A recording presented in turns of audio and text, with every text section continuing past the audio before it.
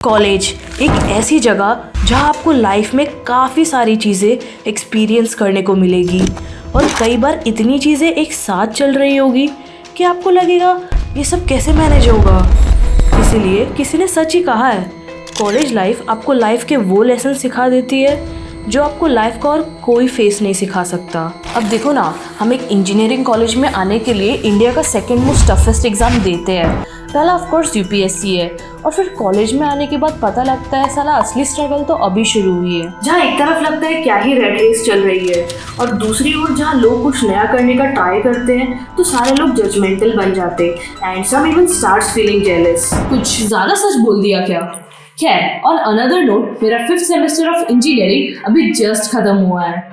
मतलब only 3 semesters of college left.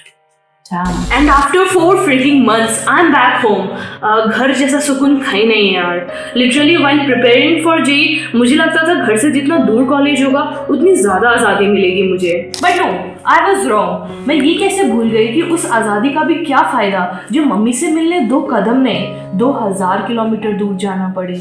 अब 5th semester मेरे लिए one of the most hectic sem था।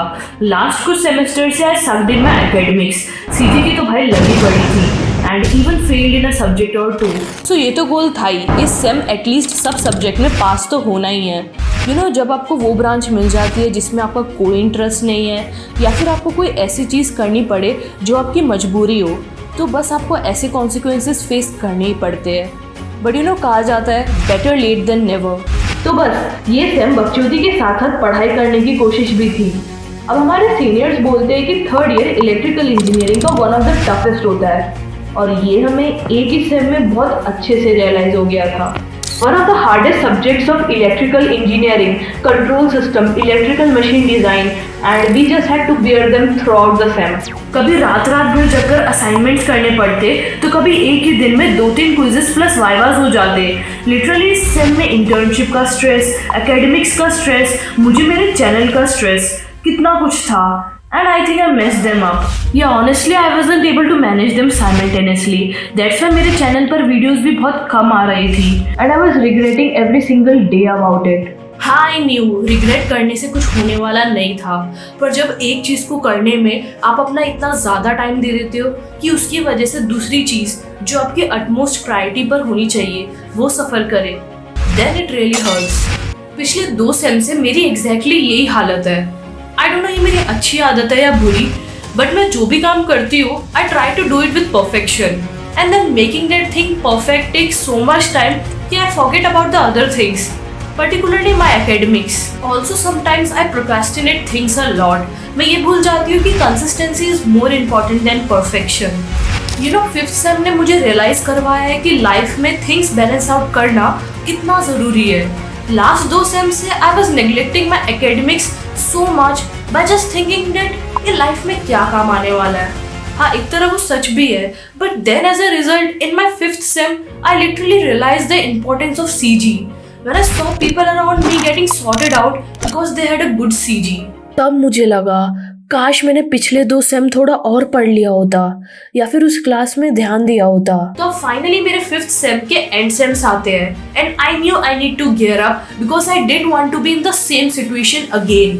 तो भाई वो 2 हफ्ते जो स्लीप शेड्यूल की लगी है, लिटरली सिर्फ 2-3 घंटे सो के एग्जाम्स देने पड़े थे क्योंकि भाई सिलेबस ही इतना था। ऑफ कोर्स एंड सेम्स में पूरे सेम जो पढ़ाया है वो सब आने वाला था इन ईच सब्जेक्ट, तो पहले से ही पता था कि लगने वाली है।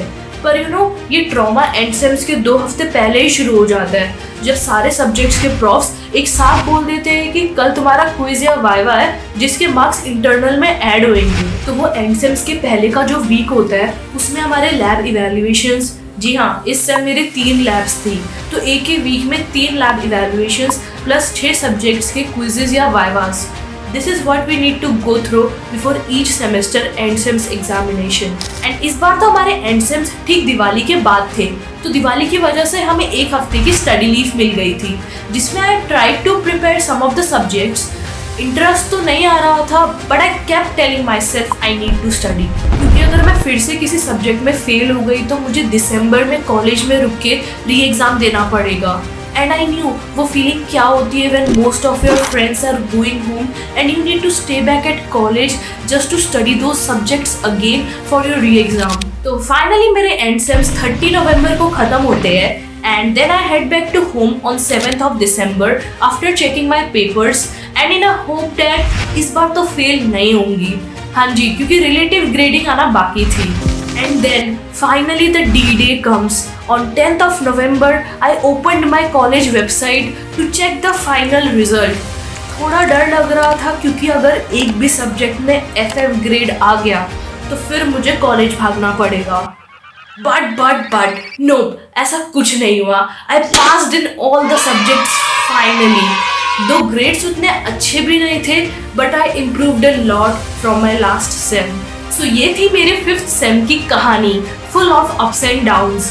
What I realized overall is that this should be your priorities in college.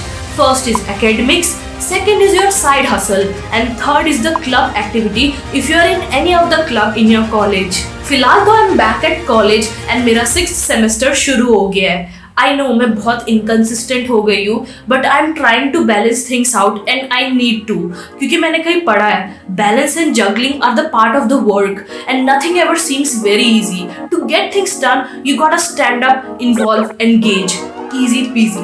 So yeah, that's it for this video. I hope you loved it. बाकी तो keep hustling and very soon I promise I'll see you in the next one. Bye bye. लड़खड़ाता हुआ जाम ढूंढ रहा हूँ, सूरत से मुखातिब मैं वो शाम ढूंढ रहा हूँ, मंजर मेरी नजर में ये सब हसीन, वॉक द स्टेज चारों तरफ नाम गूंज रहा हूँ।